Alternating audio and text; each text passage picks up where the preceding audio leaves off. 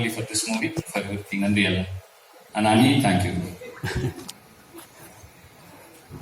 வந்திருக்கும் பெரியவர்கள், நண்பர்கள், மீடியா சகோதர சகோதரிகள், பத்திரிகை சகோதர சகோதரிகள் அனைவருக்கும் எனது வணக்கம். அப்புறம் படத்தில் எனக்கு தோளோட தோல்னு பணியாற்றிய என்னோட crew plus artist Tamannaah, Raashi Khanna, சர்லாமா, யோகி, விடிவி, ஜெயபிரகாஷ், சந்தோஷ் எல்லாருக்கும் என்னுடைய நன்றிகளும் வணக்கங்களும். அரண்மனை 4 இது வந்து 4வது தடவையா வந்து பிரான்சைஸ் வச்சுட்டு அவங்க முன்னாடி உட்காந்து வந்திருக்கேன். இது ஸ்பீச் கிட்டத்தட்ட பார்த்தீங்கன்னா 3 பாட்டு நான் பார்க்கும்போது கிட்டத்தட்ட எல்லாமே ஒரே மாதிரி தான் இருக்கும்.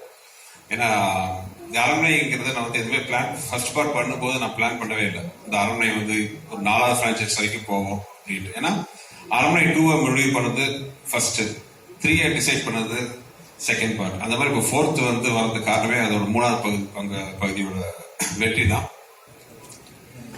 இன்னொன்று, அரண்மனை நான் எந்த படமே வந்து இது ஓகே படம் ப்ரீவியஸ் படம் ஜெயிச்சிருச்சு, இதை நம்ம கேஷ் பண்ணிக்கலாம், இமீடியட்டா ஒரு படம் ஆரம்பிக்கலாம் என்னைக்குமே யோசிச்சது இல்லை. ஏன்னா அது வந்து ஒரு சக்சஸ்ஃபுல் பிரான்சைஸ். இன்னும் சொல்ல போனா என்னுடைய டைரக்டர் கேரியருக்கு ஒரு ஆணிவேர் மாதிரி சொல்லலாம். ஸோ எப்பவுமே அந்த படத்தை வந்து நான் என்னன்னா ஒரு நல்ல நாட் கிடைச்சா மட்டுமே தான் அதை தொற்றுக்கணும் இல்லையா, ஓகே இதை நம்ம பண்ணுவோம், கேஷ் பண்ணுவோம் என்னைக்குமே நினைச்சதில்லை. ஏன்னா அந்த படத்துக்கான எதிர்பார்ப்பாகட்டும், ஆடியன்ஸ்டா அதுக்கு அதோட எக்ஸ்பெக்டேஷன் எல்லாமே ஒரு வேற லெவலில் இருக்கும். ஸோ என்னைக்குமே பார்த்தீங்கன்னா அதை நான் ரொம்ப சேஃப் சூழல் தான் போயிட்டு இருந்தேன். ஏன்னா அரண்மனைங்கிறது வந்து எனக்கு ரொம்ப ரொம்ப என்னோட கேரியர்ல, என் லைஃப்ல ஒரு முக்கியமான அங்கம். ஸோ நல்ல எனக்கு கான்ஃபிடண்டான நல்ல ஒரு இன்ட்ரெஸ்டான ஒரு ஐடியா கிடைக்கிற வரைக்கும் அந்த படத்துல இது வரைக்கும் தொட்டதே இல்லை. இந்த அரண்மனை 4 கூட அப்படிதான் ஆரம்பிச்சோம். எப்படின்னா திடீர்னு என்னோட கோர் ரைட்டர்ஸ் நரு, கீர்த்தி வந்து ஒரு நாள் இன்ட்ரெஸ்டிங்கான ஒரு விஷயம் சொன்னாங்க. வேற படத்துக்கான டிஸ்கஷன் இருந்த போது ஒரு பாக்குங்கிற ஒரு விஷயம், ஏன்னா அது ஒரு பெரிய ஒரு ஹிஸ்டரியா வரணும்.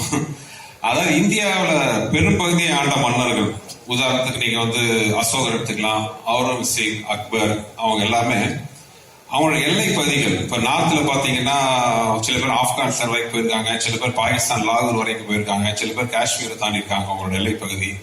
அதே மாதிரி வெஸ்ட்லயும் மேல போயிருக்கு. சவுத்லயும் நீங்க பாத்தீங்கன்னா சில பேர் டெக்கான் வரைக்கும் வந்திருக்காங்க, பெங்களூர் வரைக்கும் வந்திருக்காங்க, மதுரை வரைக்குமே வந்திருக்காங்க.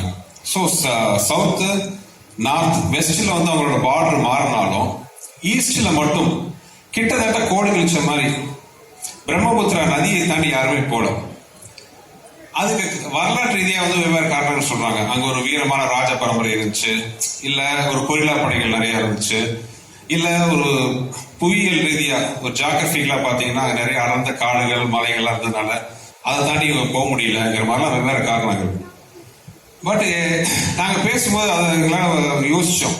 ஏன்னா ஒரு இமயமலையெல்லாம் தாண்டி வந்தவங்களால வந்து பிரம்மபுத்திரா நதியை தாண்டிக்கிற காடுகளை தாண்ட முடியாதா?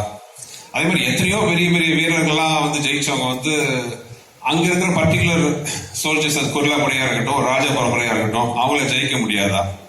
இந்த மாதிரி கொஞ்சம் கேள்விகள்லாம் எங்களுக்கு எழுந்துருச்சு. அப்போ வந்து 4வதா இன்னொரு காரணமும் வந்து அங்க பேசிக்கிறாங்க.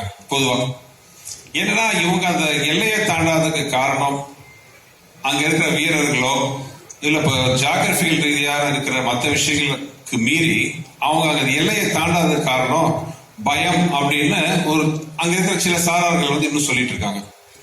அது என்ன பயம்னா பேய் பயம். அந்த இப்போ நீங்க பாத்தீங்கன்னா அந்த பிரம்மபுத்திரா நதியை தாண்டி நிறைய அந்த பழங்கதைகள், அந்த ஃபோக்லோர்னு சொல்லுவாங்க, அந்த மாதிரி நிறைய பழங்கதைகள்லாம் உலாவிட்டு இருக்கு. அதுல ஒரு இன்ட்ரெஸ்டிங்கான ஒரு கேரக்டர் தான் அன்னைக்கு எங்க டிஸ்கஷன்ல அவங்க சொன்னாங்க. அந்த தகவல் பாக் அப்படின்ட்டு ஒரு விஷயம்.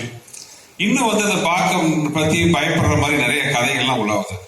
அந்த பாக் நீர்நிலையில இருக்கும், யாராச்சும் போனாங்களா அவங்களை அடிச்சுட்டு அவங்க உருவத்தை எடுத்துட்டு அவங்க வீட்டுக்கு போய் அங்க இருக்கிறவங்களாம் கூட்டு வந்து அவங்களை அடிச்சுடுங்கிற மாதிரி நிறைய அதை சுத்தி கதைகள்லாம் உலாவுச்சு. அந்த பாக்கை அடிமைப்படுத்திட்டா அது நினைச்சதெல்லாம் சாதிக்கலாம், அடிமைப்படுத்த போய் அதனால செத்தவங்க பல பேர் இருக்காங்கலாம் நிறைய கதைகள். இதை கேட்கும் போது எனக்கு ஒரு இன்ட்ரெஸ்டிங்கா இருந்துச்சு. ஸோ இதுவே வந்து அரண்மனை 4க்கு ஒரு ஆரம்ப புள்ளி அமைச்சது. ரொம்ப இன்ட்ரெஸ்டிங்கா இருந்துச்சு. ஏன்னா அரண்மனை இது வரைக்கும் 1, 2, 3 எல்லாம் பாத்தீங்கன்னா வந்து ஒரு அந்த ஒரு பர்சனல் வெஞ்சன்ஸ் தான் அந்த கதையெல்லாம் இது வரைக்கும் மூவ் பண்ணிருக்கோம். அப்படி இல்லாம இந்த மாதிரி ஒரு இன்ட்ரெஸ்டிங்கான ஒரு விஷயங்கள் நம்ம படத்துல கொண்டு வந்தா ரொம்ப நல்லா இருக்குன்னு தோணுச்சு. அப்படி ஆரம்பிச்சதுதான் அரண்மனை 4. இருந்தாலும் எனக்குள்ள ஒரு அப்ப நான் ஆக்சுவலா வேற ஒரு படம் ஒர்க் போயிட்டு இருந்துச்சு. ஸோ மனசுக்குள்ள ஒரு ஆசோசியேஷன் அரண்மனை 4 ஸ்கிரிப்ட் ஒர்க்ல உட்காரலாமா, ஏன்னா ஒன்ஸ் அந்த ஒரு ஐடியான்னு வந்தோன்னா பாத்தீங்கன்னா ஒரு இந்த வீடியோ உங்களுக்கு பிடிச்சிருந்தா லைக் பண்ணுங்க, ஷேர் பண்ணுங்க, கமெண்ட் பண்ணுங்க, சப்ஸ்கிரைப் பண்ணுங்க, மறக்காம பெல் ஐகானை கிளிக் பண்ணுங்க.